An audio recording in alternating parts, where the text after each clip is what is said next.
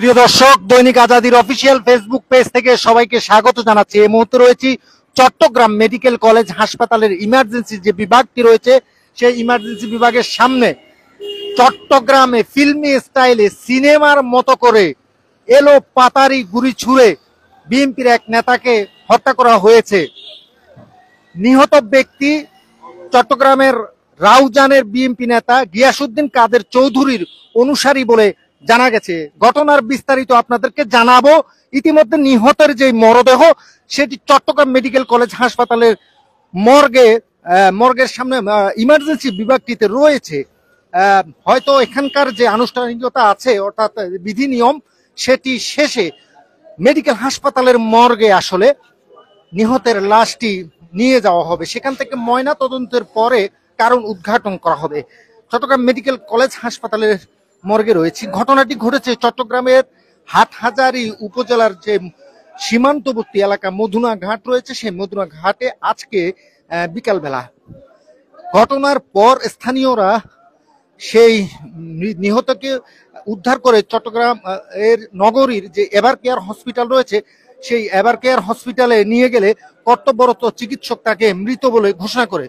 ইতিমধ্যে দেখতে পাচ্ছেন চট্টগ্রাম মেডিকেল কলেজ হাসপাতালের ইমার্জেন্সি বিভাগের সামনে ইতিমধ্যে নিহতের স্বজন সহ তার যে ভক্ত অনুসারীরা আছে তারা কিন্তু ভিড় জমিয়েছেন, অর্থাৎ বিএনপির নেতা কর্মীরাও কিন্তু ইতিমধ্যে ভিড় জমিয়েছেন। এবং এইখানে চট্টগ্রাম মেডিকেল কলেজ হাসপাতালের এই ইমার্জেন্সিতে কিন্তু রাউজান উপজেলার বিভিন্ন নেতাকর্মীদেরকে কিন্তু আমি দেখতে পাচ্ছি। এছাড়াও হাটহাজারী থানার একদল পুলিশ তারা কিন্তু রয়েছে।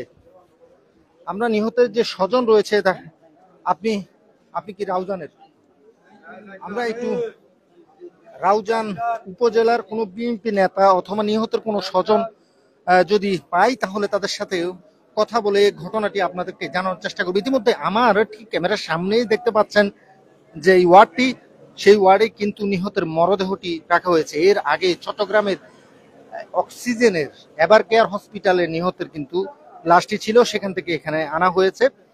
তো পরবর্তীতে এখান থেকে চট্টগ্রাম মেডিকেল কলেজ হাসপাতালের যে নির্দিষ্ট মর্গ আছে সেখানে নিয়ে যাওয়া হবে এবং ঘটনার প্রকৃত রহস্য উদ্ঘাটন করার জন্য কিন্তু ময়না তদন্ত করা হবে। আপনারা ইতিমধ্যে নিশ্চয়ই দেখেছেন নিহত আব্দুল হাকিম ৩৫কে কিভাবে আসলে গুলি করা হয়েছে। ইতিমধ্যে সেই ভিডিওটি সামাজিক যোগাযোগ মাধ্যমে ভাইরাল হয়েছে। তাকে অর্থাৎ তার যে নির্দিষ্ট প্রাইভেট কারটি রয়েছে ছিল সেই প্রাইভেট কারটিও চলন্ত ছিল এবং মোটর সাইকেলটিও চলন্ত ছিল। স্থানীয় এলাকাবাসী বলছে যে এটি প্রশাসনের ভাষায় শার্প শুটার বা ক্লিন শুটার এই কাজটি করতে পারে। যারা একেবারে নিখুঁত শুট করে তারাই আসলে এই হত্যাকাণ্ডের ঘটনাটি ঘটেছে। প্রথম শুট করার পরে যখন গাড়িটি থামানো হয় পরবর্তীতে তাকে এলো পাতারি গুলি করে হত্যা নিশ্চিত করে।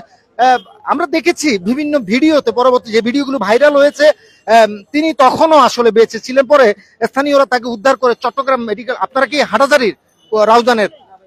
আপনি আচ্ছা, চট্টগ্রাম মেডিকেল হাটহাজারী উপজেলা যখনই এই ঘটনাটি ঘটে পরে আহতদেরকে স্থানীয়রা উদ্ধার করে চট্টগ্রামের এভার কেয়ার হসপিটালের সাথে সাথে নিয়ে যায়। এই ঘটনায় আরো দুজন কিন্তু আহত হয়েছে, তাদের নাম পরিচয়গুলো এখনো জানা যায়নি, তবে তারা উভয়ই আসলে রাউজানের বাসিন্দা বলে জানা যায়। এবং নিহত যে ব্যক্তি তার নাম হচ্ছে আব্দুল হাকিম, তার বয়স 65 বছর। তিনি জনপ্রিয় যেই এগ্রো প্রতিষ্ঠান হামিম এগ্রো রয়েছেন সেই হামিম এগ্রোর মালিক বলে কিন্তু আসলে আমরা জানতে পারি। নিহতের বয়স 65 বছর।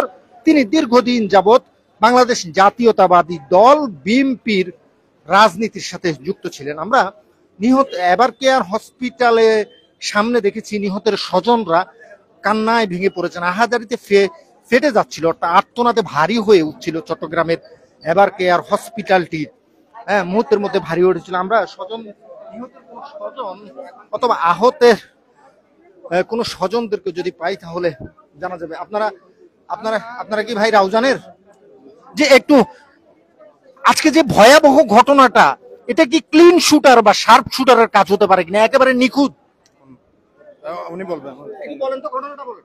উনি তো রাজনৈতিক বিএনপির কেউ নয়, ওনার সাথে বিএনপির কেন্দ্রীয় কমিটির ভাইস চেয়ারম্যান জননেতা জনাব গিয়াসউদ্দিন কাদের চৌধুরীর সাথে সম্পর্ক আছে, সেটা উনাকে মারার মতো উনি কোনো পদবিতে কোনো রাজনৈতিক কোনো কিছুতে জড়িত নাই। উনাকে যারা মারছে তাদের শাস্তি দাবি করতেছে। ঘটনাটা শুনছি 4টে 4:30 এরকম হয়েছে। ওইখানে ওর ভাই ছিল, তো ওর ফুফুতো ভাই ছিল, আবার ওইখানে যারা ছিল তারা এসে মেডিকেলে নিছে। এবার কি এখানে মেডিকেল আছে, হ্যাঁ ভাই আসছে, তো ভাই মামাতো ভাই পরিবার সবাই আসছে। আমরা উনার যারা হত্যা করছে ওদের বিচার চাচ্ছি। আপনারা কখন শুনেন ওনার এই যে ঘটনাটা কখন শুনেন? আমরা ফেসবুকে দেখছি। ওনার ভাই আছে। আপনার ভাইয়ের হত্যাকাণ্ডের ঘটনাটা কখন শুনেন, তারপরে কোথায় নিয়ে যাওয়া হয়, বিস্তারিত আমার ভাই দুপুর 2টার দিকে আমাদের বাসায় ছিল। 1:30টার দিকে ভাত খাওয়ার পর 2:30-2টার দিকে বাগান বাড়িতে যায়। বাগান বাড়িতে যাওয়ার পর আমার ভাই ওখান থেকে শহরে রওনা দেওয়ার সময় কে বা কারা কর্তৃপক্ষ মহল চক্র মহলে এলোপাতাড়ি গুলি চালাইছে। আপনারা দেখছেন ভিডিওতে, প্রোডাক্টে আছে। হেলমেট পরা, মুখোশ পরা, গুলি করে তারপর চলে গেছে ওখান থেকে। আমি ঘুমানি অবস্থা ছিলাম, আমাকে ড্রাইভার ফোন দিচ্ছে ইসমাইল যে বাইকে গুলি করছে, তোমরা আসো। আমরা আসার সময় দেখতেছি পুরো রাস্তায় দাম। তখন আমরা এবার কেয়ার হাসপাতালে আসি। ওখানে আমার ভাইকে দেখি মৃত অবস্থায় ভিতরে ছিল। অনেকক্ষণ পর আমরা গেছি, দেখার পর এই হলো ঘটনা। এটা একটা সুষ্ঠু বিচার চাই আমি দেশবাসীর কাছে। আপনার ভাই কি কোন রাজনীতির সাথে যুক্ত ছিলেন কিনা? আমরা জানি গিয়াস সাহেবের অনুসারী, গিয়াস সাহেবের ভাইজানের সাথে দীর্ঘদিন বিএনপি রাজনীতির সাথে অনুসারী। আমার ভাই গিয়াস সাহেবের পূর্বের আপন মানুষ ছিল, উনি কোনো সন্ত্রাসী রাজনীতি করতো না। আমার ভাই একটি কথাই বলতো যে আমাকে খুন করবে, কে বা করবে, আমি কারোর দুষ করি নাই, আমি কারোর ক্ষতি করি না, আমাকে এখানে খুন করবে। ভাইকে অনেকবার বলতাম তুমি ছেলে মেয়ে নিয়ে না থাকো সবসময়, হতো না আমার কেউ করবে না। চলন্ত ছিল। তার মানে মোটরসাইকেলে যারা আসছিল হত্যা করার উদ্দেশ্যে তারাও চলন্ত ছিল, তাহলে এটা শার্প শুটারের কাজ, ক্লিন শুটারের কাজ হতে পারে। এটা তো ভিডিওতে দেখছি পুরো সবগুলো হেলমেট পরা। কে বা করছে, কাছে গিয়ে গুলি করছে দেখতেছি, ভিডিওতে দেখতেছি কাছে গিয়ে। এখন কে বা কারা কিভাবে করছে এটা তো আমরা জানি, এটা প্রশাসনের প্রতি।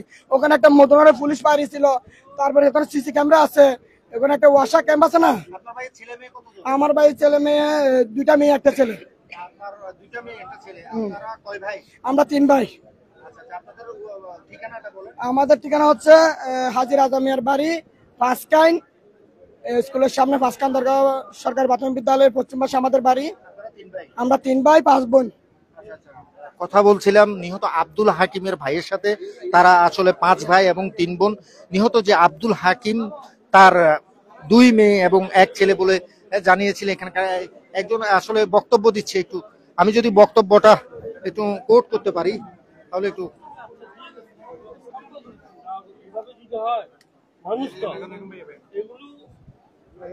বক্তব্য কথা বলছে একজন হয়তো বিএনপি নেতা হতে পারে রাউজান উপজেলা। তো ঘটনাটি নিশ্চয়ই আপনারা শুনেছেন যে নিহত আব্দুল হাকিম রয়েছে, অর্থাৎ যিনি গিয়াসউদ্দিন কাদের চৌধুরীর অনুসারী ছিল বলে জানা যায়। তার বয়স 65 বছর। দীর্ঘদিন যাবৎ তিনি বিএনপির রাজনীতির সাথে আসলে সম্পৃক্ত এবং তার বিভিন্ন ব্যবসা প্রতিষ্ঠান ছিল, একটি এগ্রো ফার্ম ছিল, খুব সম্ভবত আমি যদি ভুল না করি হামিম এগ্রো ফার্ম। উনি এই এগ্রো ফার্মের আসলে নিহত লাশটি আসলে দেখতে পাচ্ছেন। সঙ্গত কারণে, আইটি জটিলতার কারণে আমরা সেই লাশটি আপনাদেরকে দেখাতে পারছি না। দর্শক, কি ভয়াবহ একটি কাণ্ড আসলে ঘটে গেছে। চলন্ত অবস্থায় ছিল গাড়ি, চলন্ত অবস্থায় ছিল মোটর সাইকেল। তো সেখান থেকে শার্প শুটারের আসলে কাজ হতে পারে, ক্লিন হিট করে আসলে এই হত্যাকাণ্ডটি নিশ্চিত করেছে। নিশ্চয়ই এটি পূর্ব পরিকল্পিত বলে মনে করছেন স্থানীয় এলাকাবাসীরা, নিহতের স্বজনরা। তারা এই ঘটনার সুষ্ঠু তদন্ত পূর্বক দোষীদেরকে খুব দ্রুত আইনের আওতায় এনে যথাযথ শাস্তির, সর্বোচ্চ শাস্তির ব্যবস্থা নিশ্চিতের দাবি জানিয়েছেন নিহতের স্বজনরা। আসলে কান্নায় ভেঙে পড়েছেন, তাদের সাথে কথাও বলা যাচ্ছে না একেবারে। আমরা দেখেছি এবার কেয়ার হসপিটালের সামনে কিন্তু আসলে কান্নায় ভেঙে পড়েছেন, সেখানকার পরিবেশ ভারী হয়ে উঠেছে। আমরা চট্টগ্রাম মেডিকেল কলেজ হাসপাতালের 1 স্টপ ইমার্জেন্সি সার্ভিস বিভাগ যেটি রয়েছে, ইমার্জেন্সি বিভাগে রয়েছে। নিশ্চয়ই এখন হয়তো এখানের যে বিধি নিয়ম সেটি শেষে চট্টগ্রাম মেডিকেল কলেজ হাসপাতালের মর্গে নিয়ে যাওয়া হবে। নিহত আব্দুল হাকিম 65 লাশ, দীর্ঘদিন যাবৎ তিনি রাজনীতির সাথে তো বিষয়টি পুলিশ খতিয়ে দেখছে রাজনৈতিক কোনো সংশ্লিষ্টতার কারণে তাকে হত্যা করা হয়েছে কিনা। ময়নাতদন্তের পর কিন্তু আসলে বিষয়টি বের করা হবে। এখানে রাজনীতিবিদের সাথে যারা আসলে আমি একটু কথা বলতে চাই নিহত স্বজন। আচ্ছা,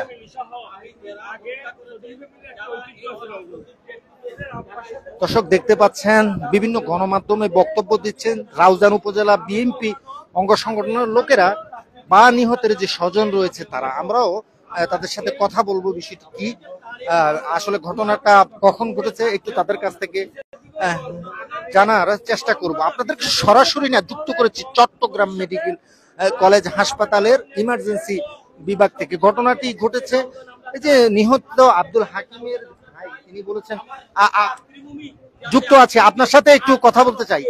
ঘটনাটা কখন কখন ঘটে? কিছুক্ষণ আগে বলছেন তো, আপনার সাথে কথা বলি না আমি প্রথম। ধন্যবাদ। আমি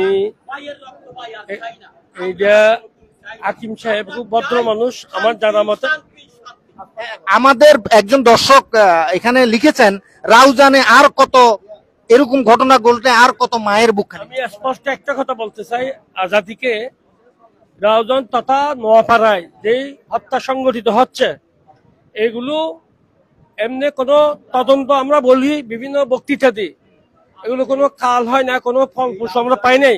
আমি এখানে জোর দাবি জানাচ্ছি বিচার বিভাগীয় তদন্ত করে সুষ্ঠুভাবে দোষীদের শাস্তি দেওয়ার জন্য এবং ভবিষ্যতে যাতে আর এই হত্যাকাণ্ড না ঘটে এই জন্য উদ্যত আহ্বান জানাচ্ছি আমি এই সরকারকে এবং প্রশাসনকে।